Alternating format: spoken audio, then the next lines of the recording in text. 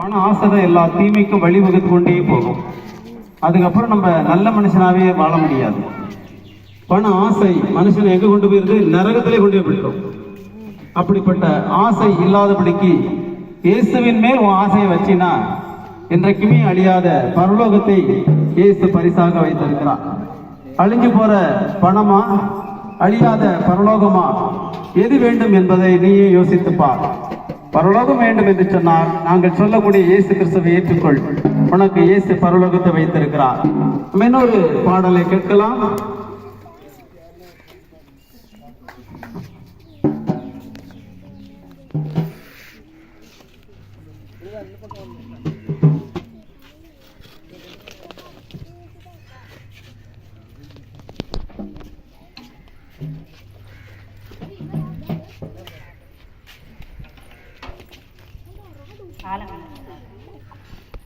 காலமினி செல்லாது மனம் திரும்பு, கர்த்தர் வரும் காலம் இது மனம் திரும்பு, நியாய தீர்ப்பினால் சமீபம் மனம் திரும்பு, நித்திய வாழ்வில் பங்கு பெற மனம் திரும்பு.